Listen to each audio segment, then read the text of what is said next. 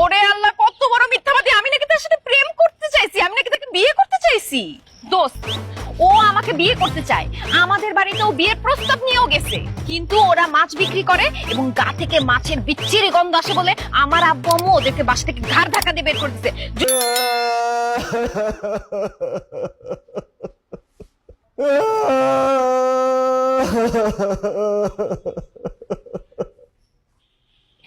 কি রে, কান্নাকাটি করতেছিস কেন? কি হইছে? এই নিয়ে 32টা বিয়া ভাঙলো, আমি কানবো না কি খুঁজতে নাচবো? আল্লাহ রে, গায়ের মধ্যে এত পারফিউম দেই, এত আতর দেই, তারপরে মাছের গন্ধ কেন যায় না? আমগো গায়ের থেকে মাছের গন্ধ কোনোদিনই যাইবো না। আর এটা আমগো খানদানি ব্যবসা না, আমরা মাছের মানুষ না। এত ব্যবসা থাকতে তোমার মাছের ব্যবসা করার দরকার ছিল কি? হ্যাঁ, তুমি অন্য কোনো ব্যবসা করতে পারতা না?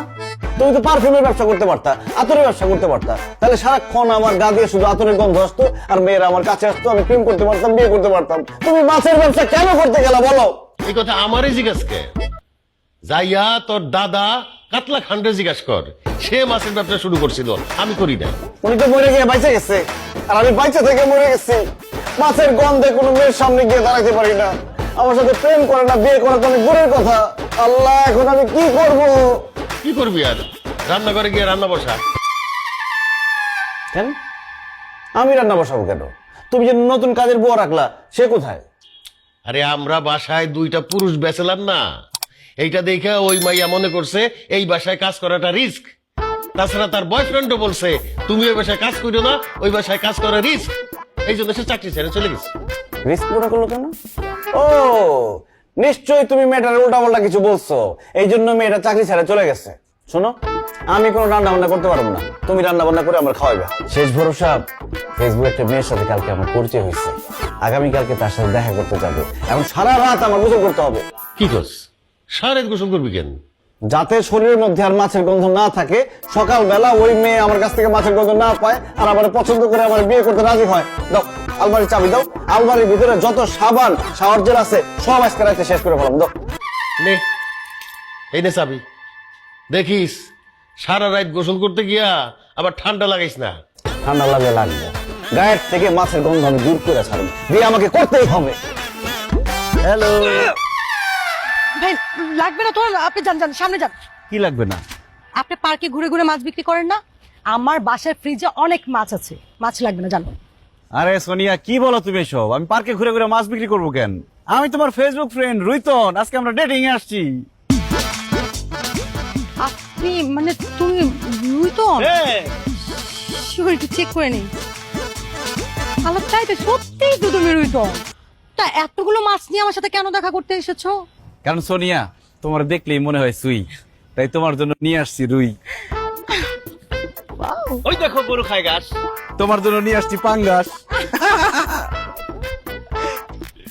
তোমার দেখার পর হয়ে গেছি পাতলা, তাই নিয়ে আসছি কাতলা। ও মাই গড। বিয়ার পর আমি হব তোমার বালিশ, তোমার জন্য ইলিশ। খুব তাড়াতাড়ি তোমারে করব বিয়া, তাই তোমার জন্য তেলাপিয়া।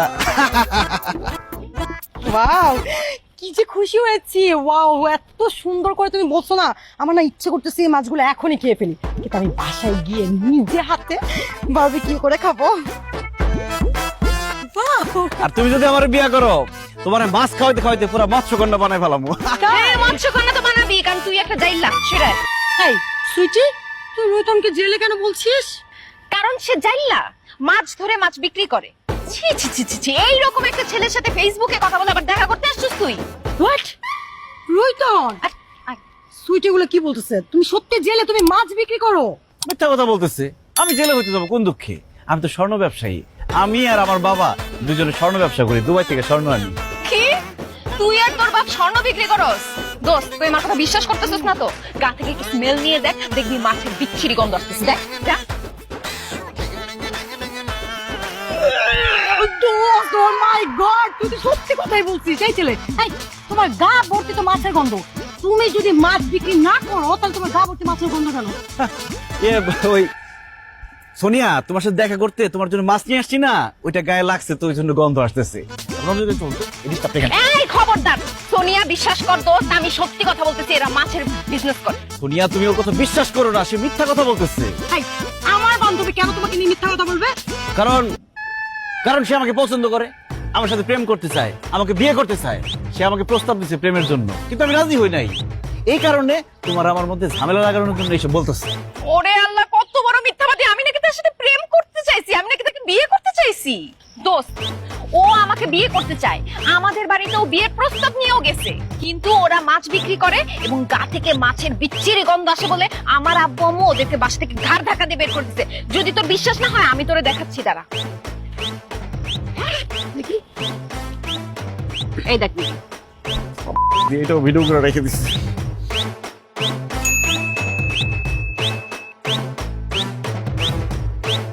দেখছিস কি এইবার বিশ্বাস হয়েছে আমি যে সত্যি কথা বলছি? ওরা যে মাছ বিক্রি করে, ওরা জেলে। দোস্ত, তুই এরকম স্মার্ট, এরকম সুন্দর একটা মেয়ে হয়ে এরকম জেলের সাথে প্রেম করবি, তাকে বিয়ে করবি? কখনো না। চিটা, জানোয়ার, বাটপার, মিথ্যাবাদী, আই হেট ইউ। আরে ভণ্ড প্রতারকার হেটি বললে হবে? ওর একটা কঠোর শাস্তি দিতে হবে। এই কি বলেন, কি শাস্তি দিব? কি শাস্তি দিবে? আমার বান্ধবীর সাথে মিথ্যা কথা বলা, প্রতারণা করা। এখন তোরে ও কাঁচা মাছ খাবে। আমি তোকে ধরছি, কাঁচা মাছ খাওয়া হবে। আর খাওয়া না, ধরছি আমি। ধরছি। এই, দে মুখের মধ্যে কাঁচা মাছ। জাইলার ঘরে জাইলা। সাপে ব্যথা বানাচ্ছি, গন্ধ। দোস্ত, চল তাড়াতাড়ি এখান থেকে চল।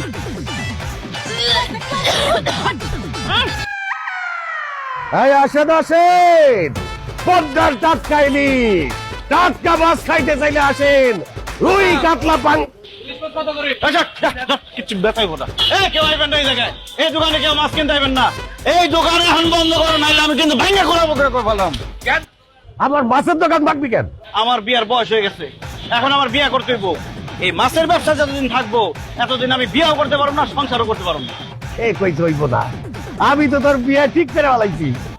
কি কইতেছো আব্বা? সত্যি আমার বিয়া ঠিক করে ফেলাইছো? মাইয়া মানুষের সাথে তো। পাগলের বাচ্চা কয় কি, মাইয়া মানুষের সাথে তাতে কি ভূতের সাথে তোর বিয়ে ঠিক করছি? একটা সুন্দরী রমণীর সাথেই তোর বিয়ে ঠিক করছি। আব্বা, যেইভাবে আমার একটার পর একটা বিয়া ভাঙতা ছিল, আমি তো ভাবছিলাম যে কোনো মাইয়া আমার বিয়াই করবো না, এই ভয় ছিলাম এতদিন। কিন্তু তুমি একটা মাইয়া মানুষের সাথে আমার বিয়া ঠিক করে একদম ভাবের মতো কাজ করছো। কোথায় সেই রমণী, তাকে কি দেখা যাবে? ও দাঁড়া, ডাকতাছি।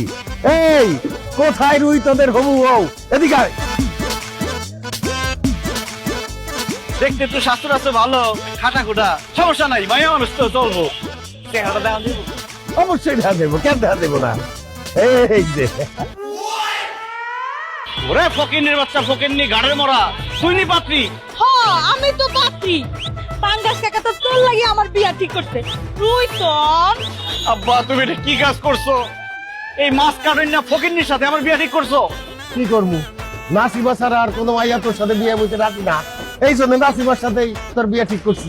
আব্বা, তোমার কি মাথা খারাপ হয়ে গেছে? সে বাজারের মধ্যে মাছ কাটে, এরকম একটা বেরির সাথে তুমি আমার বিয়া ঠিক করলা কোন আক্কেলে? আরে মাছ কাটলে সমস্যা কি? মনে কর আমাকে ব্যবসার একটা বাইরে গেল, আরে আমরা বাপ বেটা মাছ বিক্রি করলাম, আর নাসিমা মাছ খাইতে দিল।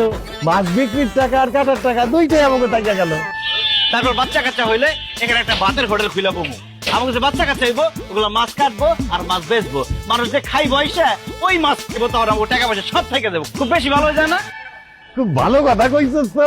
চুপ করো, দরকার হলে সারা জীবন আমি বিয়া না করে থাকুম, তবে ভুটকি মাছ কাটেন আমি বিয়া করবো। রুই তোর, তুই আমারে বিয়া কর না। আমার যে আগের জামাই ছিল না, হায় আমারে ছাইরা দেওয়ার পর আমি অনেক দিন একলা একলা আসলাম। একলা একলা থাকতে ভালো লাগে না।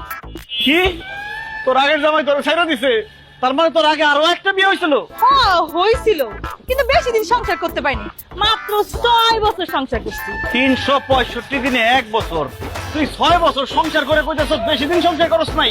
আব্বা, ওরে আমার সামনে থেকে সরাও, নাহলে কাঁচা মাছ খাওয়াই ওরে মেরে ফেলাম আমি। এই নাসিমা, তোর যে আগে বিয়া হইছে এটা তুই আমারে কইছস? কেন কস নাই? না না না না, আমার পোলার সাথে তো তোরে বিয়া দেওয়া যাইবো না। এই আমার মাছ ফেরত দে। আব্বা, তুমি ওর কাছে কিসের মাছ ফেরত চাইতেছো? আরে ও তো প্রথমে বিয়ে করতে রাজি হয় নাই তোরে, তারপরে এই 20 কেজি মাছ ওরে যৌতুক হিসাবে দিছি, তারপর রাজি হইছে। এখন এই মাছ আমি ফেরত চাইতাছি। হায় রে আল্লাহ রে, কি জীবন দিয়া দুনিয়াতে পাঠাইলা। একটা বিয়েটা মাছ কাটেন না ভুটকি, আমারে বিয়া করবো তা বলে যৌতুক দিতে 20 কেজি মাছ। বন্যার চাইতাছে কত গাছের সাথে ফাঁস দিয়ে মরে যায়।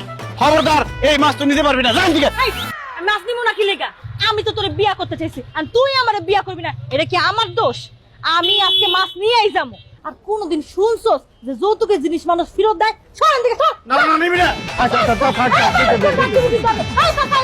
নিতে দে এই চাচা তুমি আমাকে কাম করো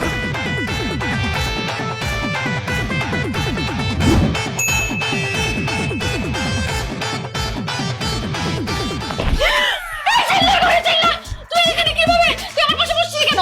দেখলাম তুমি একা একা বসে আছো তাই তোমার সঙ্গ দেওয়ার জন্য চলে আসলাম আমি একা বসে থাকি আর দোকলা বসে, তুই আমার পাশে বসবি কেন? তুই আমার ঘরে ঢুকছিস কিভাবে?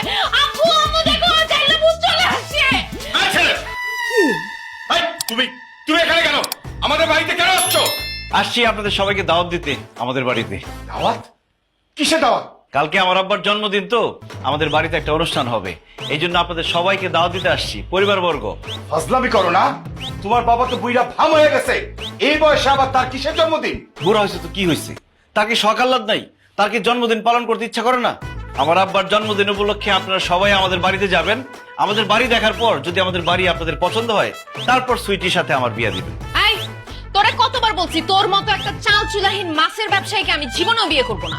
সুইটি, আমরা মাছের ব্যবসায়ী ঠিক আছে, কিন্তু আমরা চাল চুলাহীন না। এই ঢাকা শহরে আমাদের গাড়ি আছে, বাড়ি আছে, ব্যাংক ব্যালেন্স, টাকা পয়সা সব আছে, বিশ্বাস করো। আমার মেয়ে বিশ্বাস করলেও আমি বিশ্বাস করি না। যারা মাছ বিক্রি করে তাদের ঢাকা শহরে বাড়ি গাড়ি থাকতে পারে, এটা আমি বিশ্বাস করি না। আন্টি, আমরা শুধু মাছ বিক্রি করি না, দেশের 70 থেকে 80টা আড়তের মধ্যে আমাদের সিট আছে। আমরা ঢাকা থেকে বিভিন্ন জায়গায় মাছ সাপ্লাই দিই, এমনকি বিদেশে রপ্তানিও করি। আমাদের বাপ দাদা মাছ বিক্রি করতো, এই জন্য এখনো আমরা বাজারে গিয়ে মাছ বিক্রি করি। আমরা যদি কাজ না করে সারা জীবন পায়ের পর পা তুলে বসে থাকি, তারপরও খাই আমাদের টাকা শেষ হবে না। আমি এত বছর সরকারি চাকরি করে ঢাকা শহরে একটা বাড়ি কেনা তো দূরের কথা, একটা ফ্ল্যাটও কিনতে পারিনি, আর তোমরা মাছ ব্যবসা করে বাড়ি গাড়ি সব কেনা ফেলছো না? মিথ্যে কথা বলো, আমি তোমার কথা বিশ্বাস করি না। ঠিক আছে আন্টি আঙ্কেল, আপনারা শুধু একবার আমাদের বাড়িতে চলেন। আমাদের বাড়িতে যাওয়ার পরে যদি আমাদের বাড়ি আপনাদের পছন্দ না হয়, তাহলে সুইটির আমার কাছে বিয়ে দিয়েন না। আর আমিও কোনোদিন সুইটির বিয়ের কথা বলবো না। আপনারা প্লিজ একবারের জন্য হইলেও আমাদের বাড়িটা দেখেন। না, আমরা যাব না, জীবনেও যাব না। যেহেতু আমার মেয়েকে তোমার সাথে বিয়ে দেবো না, সেহেতু তোমাদের বাড়ি ঘর দেখার কোনো ইচ্ছা আমাদের নাই। তুমি যাও তো। কি বললেন আন্টি? আমাদের বাড়ি ঘর দেখতে যাবেন না? না, যাবো না। ঠিক আছে, আপোষে বলছি তো, শোনেন নাই। এবার দেখেন আমি কি করি, কি নিয়ে আসছি আমি দেখাইতে। কি করবা? কি করবো, দাঁড়ান। এই যে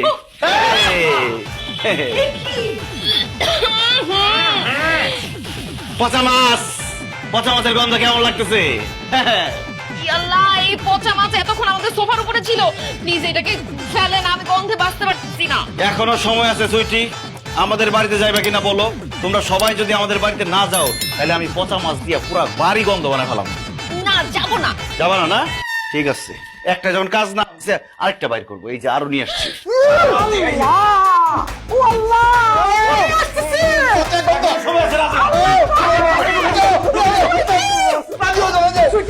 যাবে, আমরা তোমার বাসায় যাবো। সরাও সরাও সরাও, কথাবার্তা সরাও। কি ব্যাপার সুইটি, তুমি বলতেছো না কেন? যাইবে আমাদের বাড়িতে? আরে যাবো যাবো, আম্মু যেহেতু বলছে যাবো, প্লিজ এটাকে এখান থেকে সরান, আমার বমি আসতেছে। অনেক ধন্যবাদ আমার দাওয়াত গ্রহণ করার জন্য। ঠিক আছে, কালকে আমাদের বাড়িতে আপনাদের সাথে দেখা হইব। ও একটা জিনিস রয়ে গেছে। আর পচা মাছ ফেলিয়ে না না, পচা মাছ না, পচা মাছ না। এই নেন, এগুলো তাজা মাছ। এই নেন, রান্না বান্না করে খায়েন, খালি হাতে তো আর আসা যায় না। আসসালামু আলাইকুম। ও মাই গড, পুরো ডেঞ্জারাস। দেখছো মাছ দিয়ে কিভাবে আমাদের ব্ল্যাকমেইল করলো? আচ্ছা, তোমরা কি সত্যি তাদের বাড়িতে যাবা? ক্ষমা যাইতে তো হবে। পরে পচা মাছ খাওয়াই দিবে। আল্লাহ, এরকম করো আল্লাহ।